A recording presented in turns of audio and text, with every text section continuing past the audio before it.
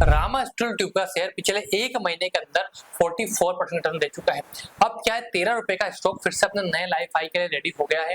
क्या फिर से हमें नया fresh life high Rama steel tube के अंदर देखने को मिलेगा या नहीं मिलेगा, या फिर स्टॉक 50 रुपए तक जा सकता है? क्या कुछ होगा, इसका fundamental, technical, forensic report, quarter result, ROE, ROC, सब कुछ हम देखते हैं पैरामीटर के तौर पे कि क्या हमें इसके अंदर निवेश करना चाहिए कि नहीं करना चाहिए।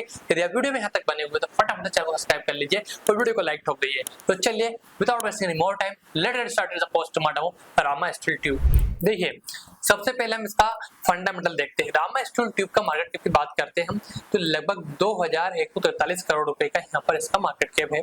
उसके बाद स्टॉक का पी ओवर हाई पर ट्रेड करता हुआ नजर आ रहा है। इंडस्ट्रीज पी से लगभग 3 गुना वैल्यूएशन पर ट्रेड कर रहा है। आरओई, आरओसी दोनों 10 से नीचे है, कंसीडर कर सकते हैं। डेब्ट टू इक्विटी रेशियो 1 से कम पे है, काफी अच्छा है, इसने अपने कर्जे को मेंटेन करके रखा हुआ है। ओपीएम 2 के आसपास का, मतलब ये यहाँ पर एक समझने वाली बात ये है। देखिए, रामा स्टील ट्यूब जो है ये मेनली स्टील पाइप बनाती है, ट्यूब बनाती है, पीवीसी पाइप वगैरह के काम करती है और काफी अच्छी जानी मानी कंपनी है अपने सेक्टर के अंदर। तो देखिए, यदि हम क्वार्टर रिजल्ट की बात करते हैं तो क्वार्टर रिजल्ट के अंदर काफी बड़े दमखम नंबर दिखा रही है कंपनी।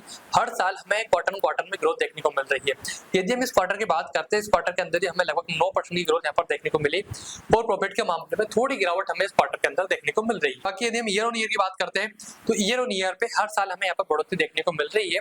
इसी के साथ यदि हम पिछले 3 सालों की बात करते हैं, सॉरी 5 सालों की, तो 5 सालों में इसकी सेल्स 24% सीआर के हिसाब से ग्रो कर रही है और यहाँ इसका प्रॉफिट जो है 121% सीआर के हिसाब से ग्रो कर रहा है। बैलेंस शीट के अंदर हमें 90 करोड़ के आसपास का खर्चा दिख रहा है और 209 करोड़ रुपए के आसपास का रिजल्ट यहाँ पर कंपनी लेकर बैठी हुई है।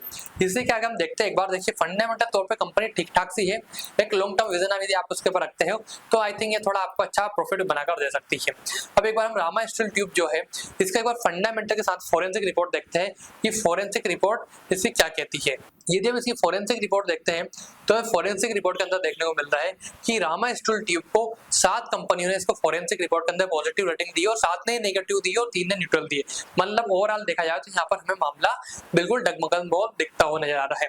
इसके जो प्रॉफिट की बात करते हैं, प्रॉफिट कहां से आता है तो 51% का प्रॉफिट जो आता है इसका बिल्डिंग मटेरियल से आता है, स्टील पाइप से 48% का आता है और ओवरऑल बात करते हैं तो 75% का प्रॉफिट जो है कंपनी का आता है वो इंडिया के अंदर से आता है। बाकी अदर कंट्री एक्सपोर्ट करती है बाहर की दुनिया में, वहां से इसका 25% का आसपास का प्रॉफिट निकल कर आता है।